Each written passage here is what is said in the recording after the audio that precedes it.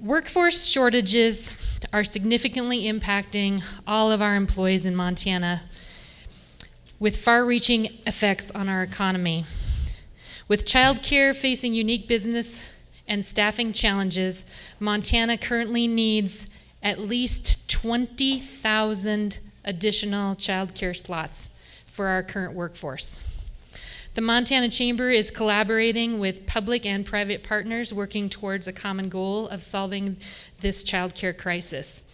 Leading the charge for the Chamber is our very own Sheridan Johnson, who is the Government Relations Specialist. So please welcome Sheridan and all of our Child Care Solutions panelists. Thank you, Nancy, for that introduction. I'm joined on the stage here with Tony Rosanova, president of Zoot Enterprises in Bozeman, Alex DuBois, Policy and Engagement Manager with 0 to 5 Montana, as well as Tracy Mosman. She's the administrator of the Early Childhood and Family Services Division at Montana Department of Health and Human Services. Well, a lot of their information is in the program on the speaker pages. If you could tell us a little bit about your role and your connection to the childcare industry in Montana to get us started. Great, thank you. I'm Tony Rosanova, so I'm the president at Zoot Enterprises. And at Zoot, we're a software services company, Bozeman, Montana, been founded by a native Montanan, been around for 34 years. We have a great relationship with Montana State to recruit employees and things like that. We're a family-run business. Both of my daughters have worked at the company. And as a company, what we wanted to do was have a differentiated benefits package. And we wanted to drive the idea that we could retain a diverse workforce by keeping women in the workforce. About 6 years ago, we couldn't. All of our family values were getting tested because the females in our workforce were having to make a decision about staying at home, losing their place in their career. We saw a reduction in women moving into management. And so we decided to do something different. And we found a company called Patagonia. And Patagonia pioneered employer-owned workforce, childcare. So we went and met with them. So we started a employer-owned childcare on-site, on campus. And that really has helped our company retain and recruit individuals. So we're going to try to use some of that today. Hi everybody, I'm Alex DuBois, the Policy and Engagement Manager with 0 to 5 Montana. As you'll notice, I am not Caitlin Jensen, which is in your program. Our Executive Director just had her second baby and is grappling with, you guessed it, childcare. So I am here today in her honor. And we are a nonpartisan, nonprofit early childhood policy and advocacy organization really focused on increasing access to early care and education, uplifting family voices, and empowering communities. And along with our policy and engagement, policy and advocacy work, we also received a competitive grant through the Department of Health and Human Services to offer supports to childcare businesses and communities that are looking to expand childcare. And I'm really excited to be here today. Good afternoon. Oh, good afternoon, everyone. Let's try. That's better. Good afternoon, everyone. I'm Tracy Mosman. I'm the administrator at the Department of Public Health and Human Services over our Early Childhood and Family Support Division, better known as the state agency that conducts all of the childcare licensing. We also administer all of the childcare subsidies across the state, and I'll talk more about that. We also provide support and subgrants to partners like 0 to 5 that really are the experts in being able to work with childcare partners to really look at our slots, where our childcare deserts are, our lack of care for infant and toddler slots, our lack of availability of childcare for non-traditional hours. So for many of our employees that are working evenings, weekends, nights, childcare is even more difficult to find than for those that are working 8 to 5. So our job is really to administer the federal grant, the Child Care Development Grant that comes into the state. It's about $40 million a year, and then support not only the providers but also families seeking to access subsidy, and then look at child care slots and affordability and help to try to put that whole package together. Excited to be here. Thank you. As you can see, there's lots of expertise up here, and I am excited to be sharing this stage with them. When you think about the Montana Chamber, you probably don't think childcare. It's not historically been an issue that we've really engaged in heavily, but we're taking a hard look at it, especially as the childcare landscape has changed. And I'd really like to talk about how those changes have impacted our workforce and then, in turn, the success of Montana business. So as a member of the Chamber Board, one of the key things we were interested in is understanding workforce development, and the Chamber's been committed to that. And so what we've seen is this real issue of workforce. We've got housing issues, we've got cost of living issues, and we've got childcare availability, and the Chamber has really leaned in on this and recognized that that's impacting all of our ability to grow or meet initiatives within business. And the fact that the Chamber's putting energy on that is really why we're involved, because we see a force that the Chamber is, and we see a community of businesses that have shared concerns and shared issues. And so the additional effort and focus has really helped us all start to share ideas and understand different options for solution here. I think with childcare has always been an issue. It's always been really hard to access, and it's always been pretty inaffordable, for families. But the pandemic really shined a light on this issue, especially when it comes to our workforce. I think DLI's most current data is that 66,000 Montana parents can't fully engage in the workforce due to lack of childcare or other family responsibilities. So it's really impacting the workforce. So it's something that I think we all need to think about when we're finding solutions, and really am glad that the Chamber is focusing on this issue. And I think to note on that these are often people who already have a home and want to be in the workforce. And with record unemployment, we have to find that workforce somewhere.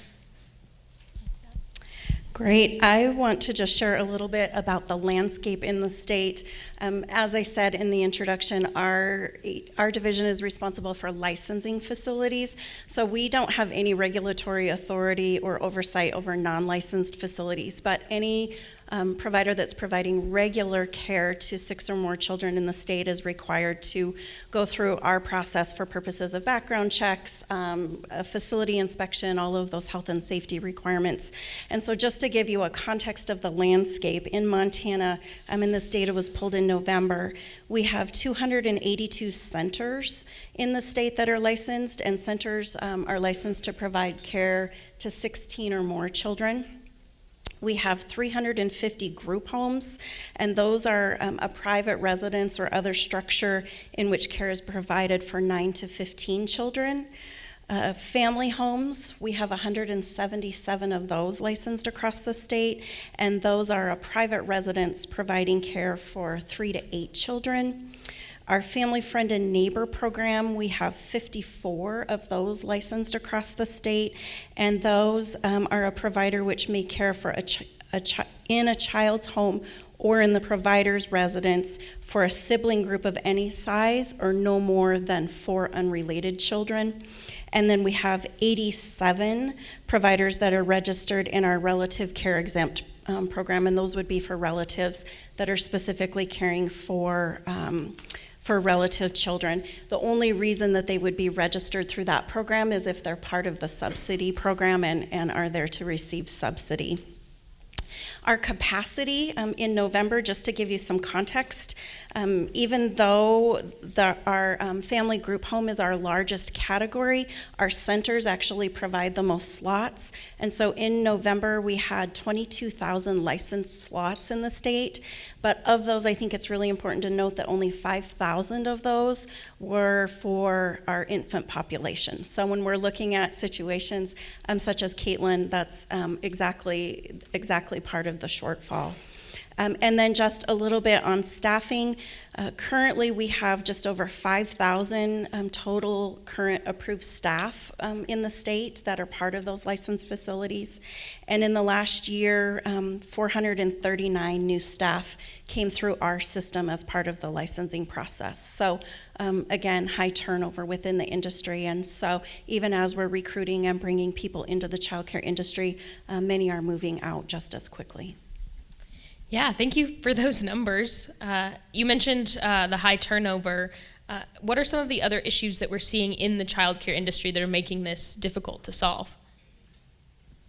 Sure. Starting from having a center, turnover, availability, regulatory, licensure, ratios. The value of being a licensed facility increases our confidence that we're providing high quality care. So it matters to be a licensed facility. But if you're a licensed facility, then you've got to follow the ratios for teacher to student. And those ratios make it so difficult to run a cost-effective or not even close to profitable facility. And so changes to ratios matter. Changes to the speed of licensing people and giving people the ability to be caregivers who want to be caregivers. And then simply the ability to pay a caregiver is very, very difficult. They need education, they need experience, they need to be licensed, and they get very low pay. And it causes turnover. Those are real issues. Yeah, I think a misconception of the childcare landscape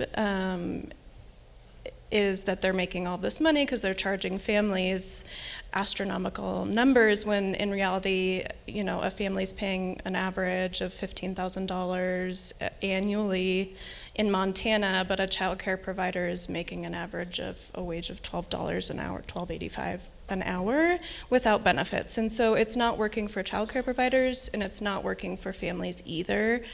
And so we have to look at that and the quality piece. I know when we're working one-on-one with child care providers, the attraction and retainment of staff is a huge issue. Some of our child care providers may be licensed to care for 20 children, but because they have staffing issues, they're only caring for half of that, and so that's affecting our availability even more.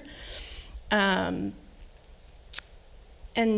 then if you think about a general business, they have diverse revenue, whereas in childcare, it's only what they're really charging families. That's their really only source of income for most of their money. So, on that cost piece, we hear that a lot, that they're charging huge prices, but then workers aren't getting paid anything.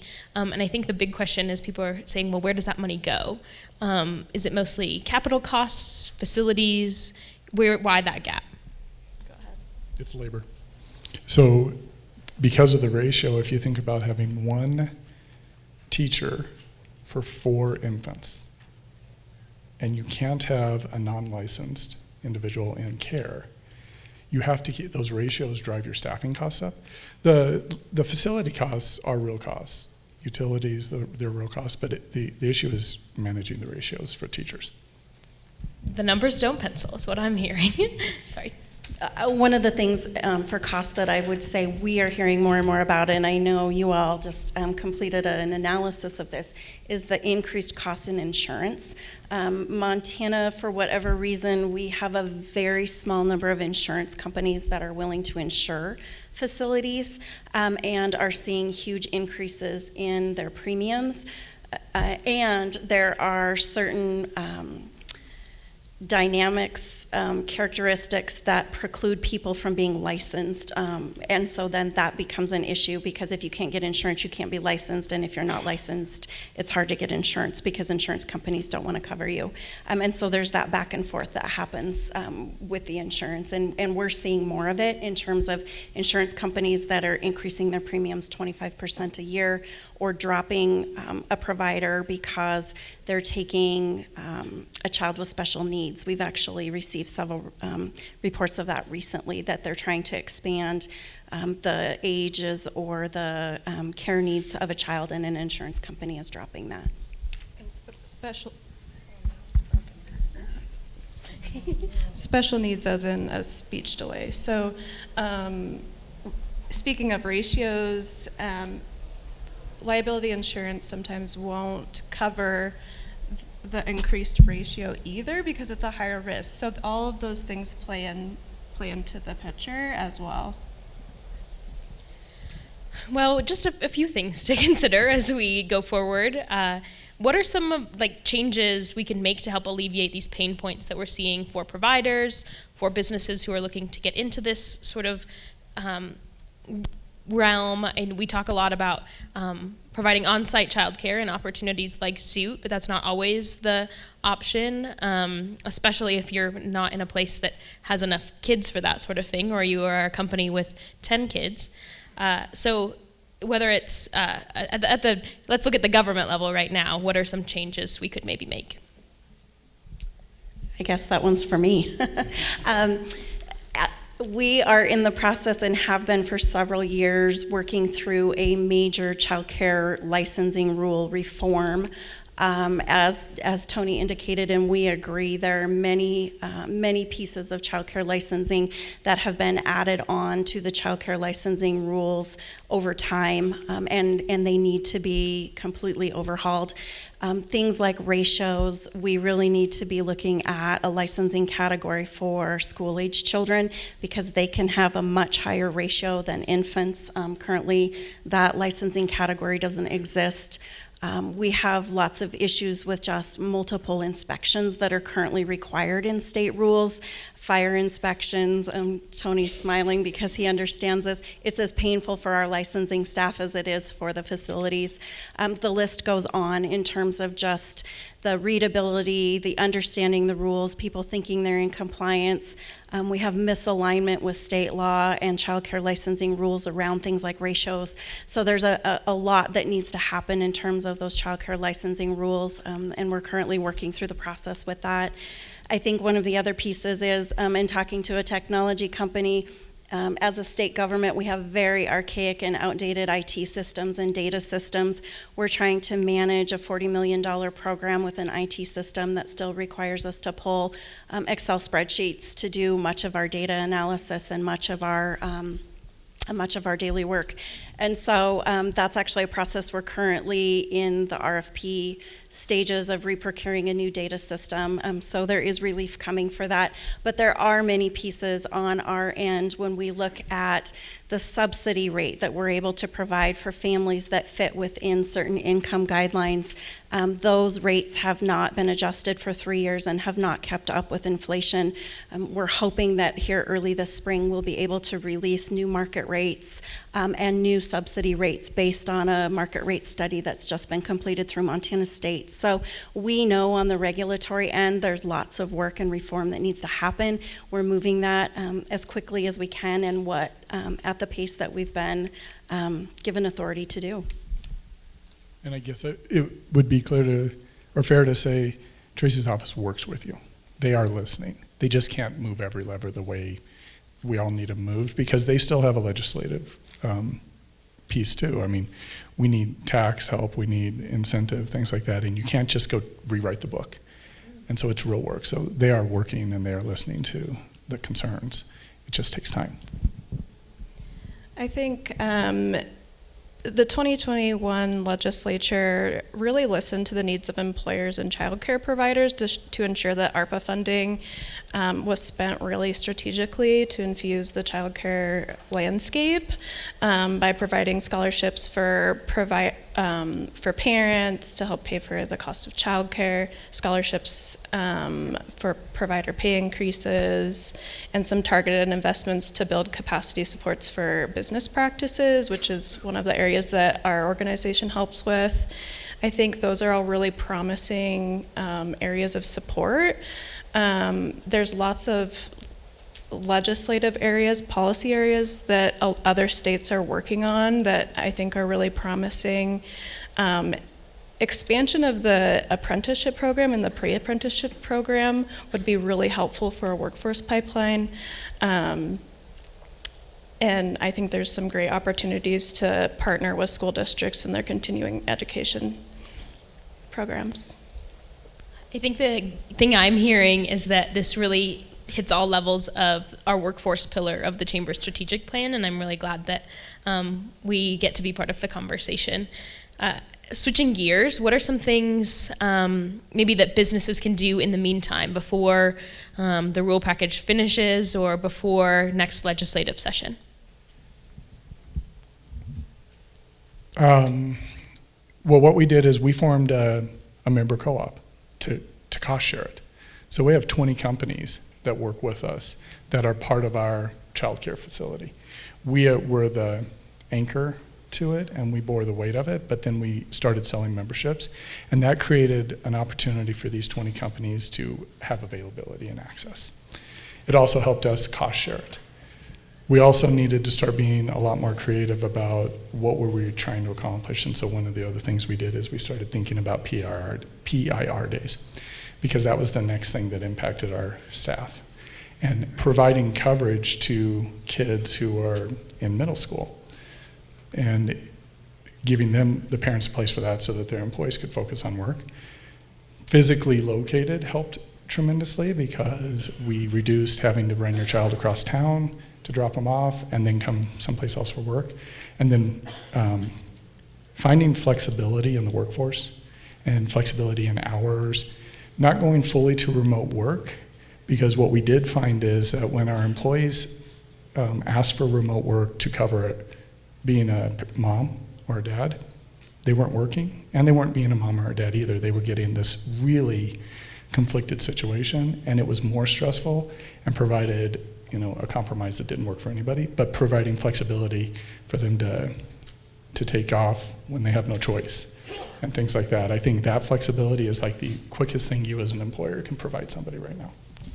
Good to know.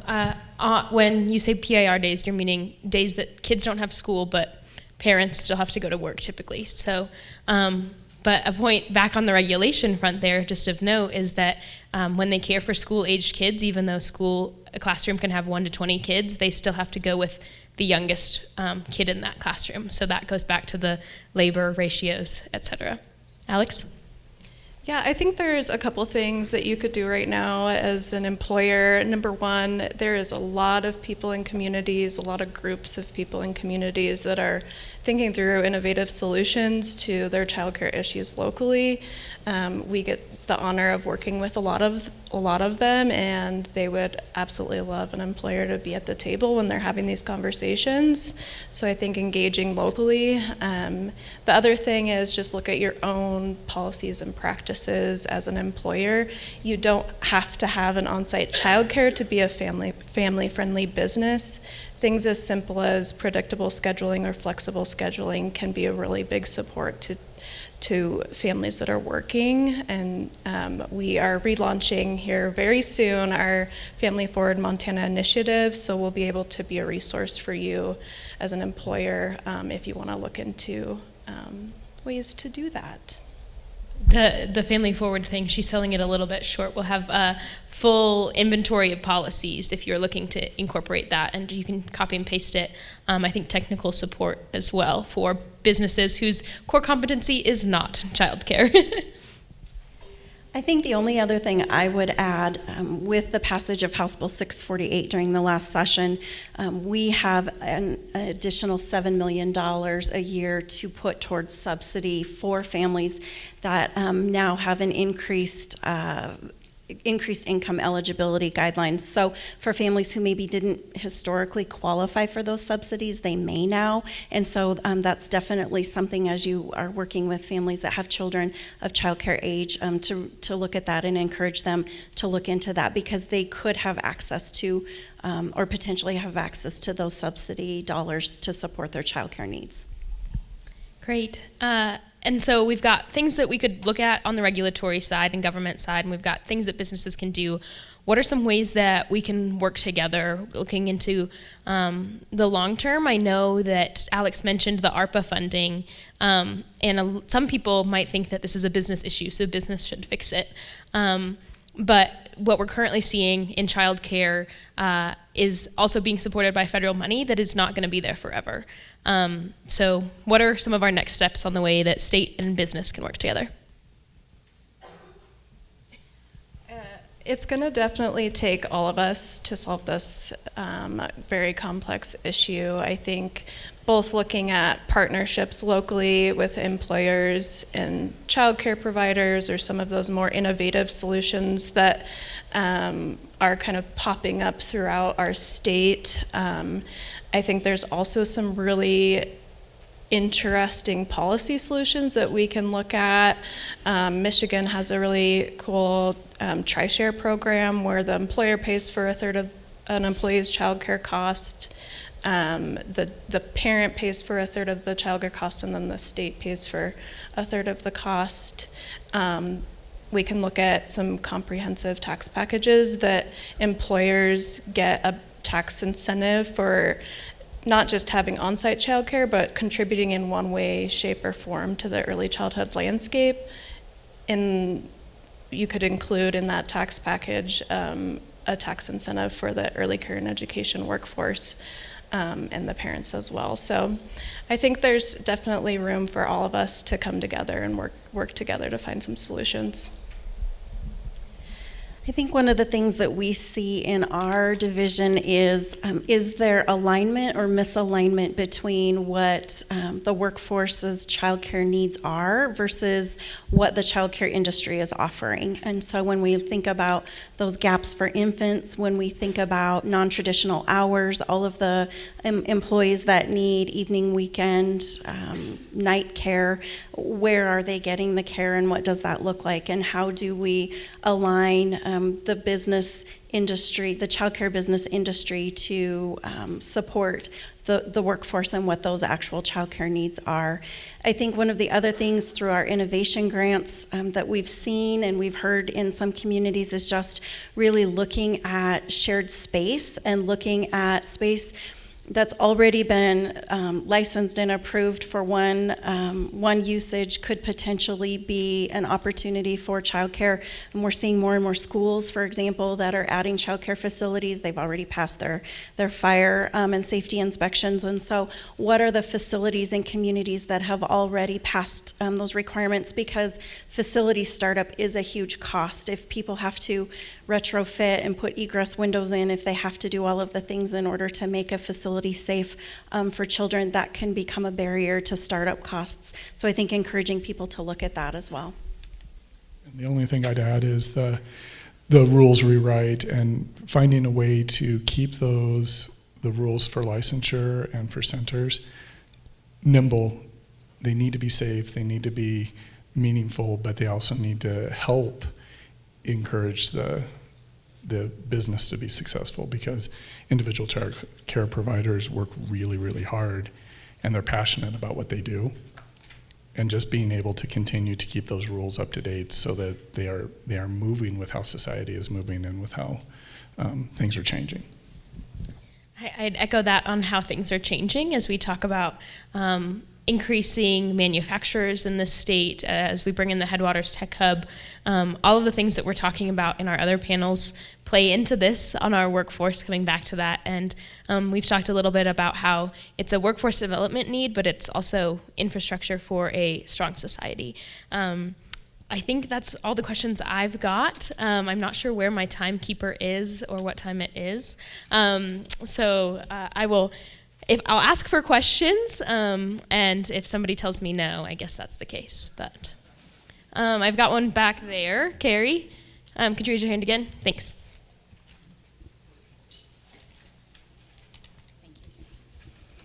Hi, I'm Jen Hensley. I'm a lobbyist here in the state, and I'm really happy that the Chamber is taking a close look at this. It shows a real appreciation for the issues that workers are facing when they're trying to go to work. And I'm wondering if any of you have heard or have looked into the bill that Kentucky passed just a bit over a year ago. Basically, it's a child care subsidy for workers of child care facilities regardless of their income, right? So there's not an income test for those folks who work in child care facilities, and they get their child care paid for, right? So if I have a toddler and I want to be a toddler school teacher in a daycare facility, my kiddo would go there for free, even if maybe my spouse were a high earner, and that would make me more willing to be in the workforce as a child care provider. So I'm interested in A, if you've taken a look at that and you know what it costs, and B, if you'd be interested in supporting such a concept, because Montana's, for the last couple of sessions, has enjoyed a bit of a bump in revenue. And although we know it's not going to last forever, maybe it'll last long enough to get some folks into the workforce. I would say yes, we have looked at it, and yes, we are doing it. We actually received about a year ago a preschool development Birth to 5 grant. It's really meant to be a systems pilot grant for 3 years to really explore some innovative opportunities, and childcare slot expansion is one of those goals. And so launched in October is actually a pilot where we will offer to pay for a childcare slot for a childcare worker who themselves need childcare. So that is one of the things that we oftentimes heard from childcare facilities is the onus was falling to them to have to figure out how to subsidize that slot for their own worker. And in some facilities that they might be able to figure that out, but in many of those facilities that I talked about, a facility that's serving 9 to 15 children, they're required to have 2 staff, but trying to subsidize 1 or more slots for a worker to come in wasn't necessarily cost effective for them. But we know that for every worker that they bring in, depending on the ages of the kids, they can potentially serve 6 more children. So the numbers work. We're going to run some data, obviously, and analysis on that, and hopefully be able to have some good data to show. If you have a question, raise your hand and I'll come racing over. Such as an old retired guy can race.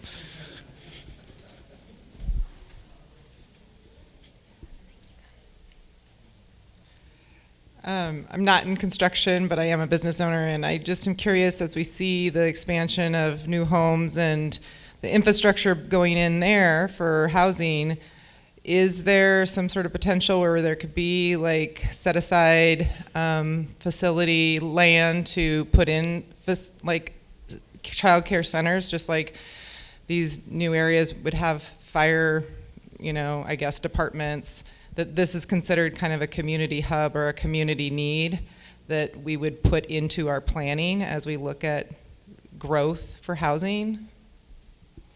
This is a pretty creative solution. Actually, we have an example of this in Montana in Bozeman. They integrated a childcare facility space into some affordable housing that was built, I don't know, a couple years ago. It's very creative. I think there's some nuances that need to be worked out within stuff that I'm not familiar with. But yeah, I think it's a super interesting way to approach potentially building at least brick and mortar infrastructure in to childcare. Yeah, I think the real issue with it is making sure that there's operational ongoing viability, because step one is getting the facility and the infrastructure, which ARPA helped tremendously. But the second piece is if the model's still broken operationally, we've got to make changes to get the operational model to be viable as well, and that's where we need help from legislature and policy. I'd also add, in the long term, as we look at that, if we put that in as a zoning mandate for new housing or things like that. That's not going to work everywhere, and so as we look at legislative solutions, we're hoping to create opportunity and not mandates for, not that it's not a good solution, of course, but just looking at the diversity of Montana as a state, and being intentional about what we're putting in the law.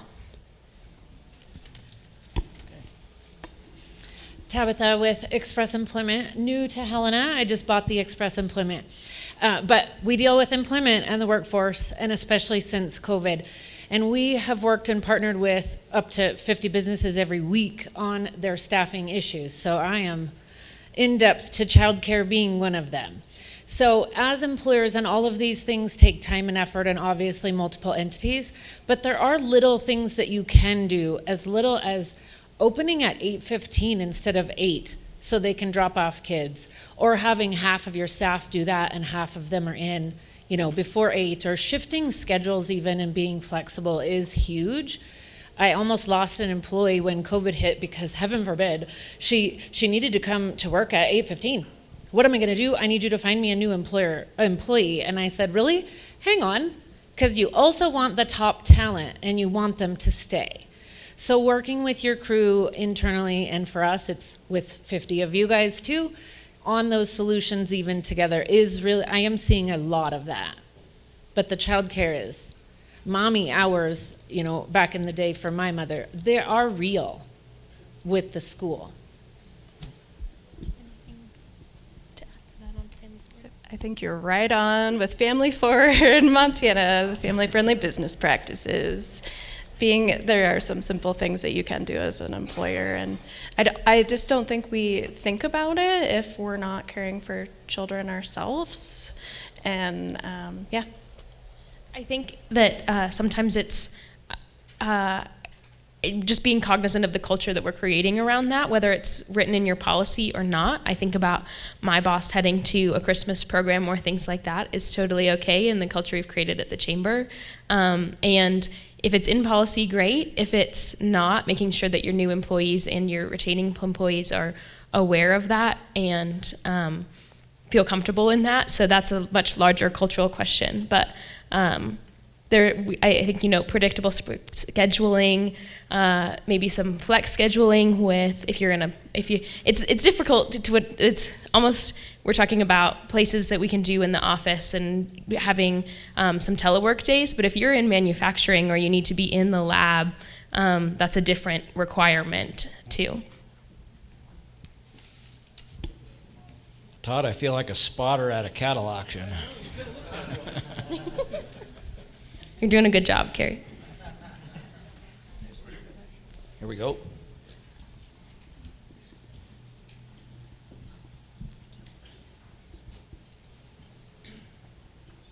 Thank you. Our previous presenters were talking about tax incentives and bonus for certain things. I wonder if for short-term alleviation we could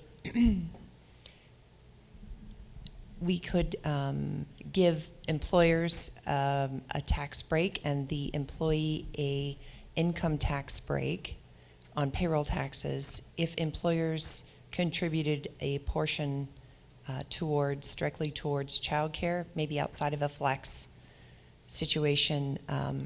I know employers are really hungry for great people and want to maintain their great people, so I wonder if we could create an incentive for business to offer another benefit that is unique and could be a competitive advantage for them. Yeah, and there are some of those in place today. The most important part of that is making sure that they pace with the costs, because the costs in some cases are jumping double digit, 25%, 30%. And so even some of the ones that we take advantage of right now aren't even close to covering the costs associated. So keeping those aligned would be very helpful. As the chamber has dug into this issue, we've still got about a year before the next legislative session. We're taking a hard look at what that might look like and definitely trying hard not to recreate the wheel, and that other states have done similar things. There are tax packages that have been successful. There are tax packages that have failed in similar climates, and so how do we navigate those challenges before it gets on the House or Senate floor? And the language we've been kind of throwing around is employer assisted, so that could be creating an on-site child care facility, but it could also be paying a portion of your employer's cost for an existing provider in town. We're not just trying to go create on-site child care in every business across the state and pricing out current providers that have the knowledge. And so, like I've mentioned, creating flexible solutions that work across the state. I think we might have time for one more question, if there is one. Yeah. Perfect. So this is me. Hi, everyone. My name is Frederick Vandenabel. I'm with the Department of Commerce. So might be a little bit oddball, but I was listening to you all, and I thought all the policies are great, but I think it's fundamentally a workforce. Like, you first have to identify the workforce. And I was thinking about our temporary agriculture workers who come in, and I'm wondering, why couldn't we have if the feds could, like temporary childcare workers to come in? Anyway, that was just a thought. Because if we can find the people, then we can build the policies around it.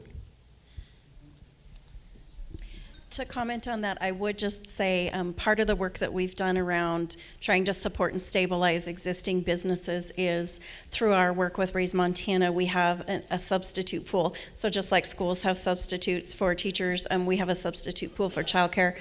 We have about 190 people in that pool, and not enough to take care of the needs. So there's definitely times that childcare facilities have to close because of illness or issues within their own facilities. But we have definitely identified that and are working to try to figure out some strategies to build that.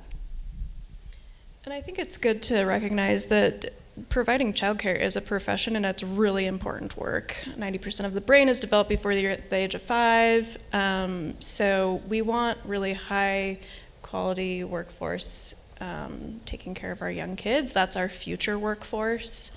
So I think we have to make sure to keep that in the back of our minds when we're thinking about workforce solutions.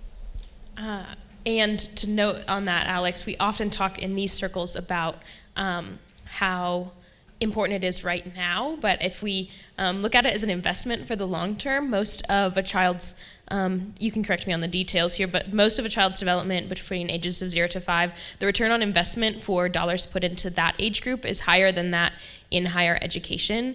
And long term, in 20 years, the kids in childcare now are our employees, and keeping that too as we navigate these conversations.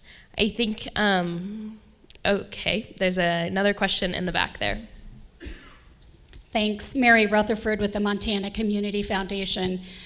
I can't recall if it was last legislative session or the one prior, a group of funders came together and brought some ideas forward that actually passed through the legislature but didn't make it past the governor's desk. And I'm curious if you've looked at that scenario and what you might have learned and takeaways that you might be implementing from that. I know there was a childcare task force that got vetoed.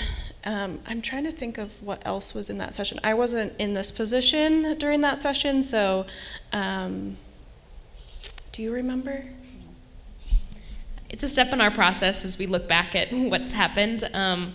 I'm new to this role too, and so talking to all the people who have been in these positions and the sheer amount of knowledge that sits between every lobbyist that's in the halls, we'll be definitely taking that into account as we go forward. Thank you all for your time and attention today. Thank you so much to my very knowledgeable panelists, and thanks for your support.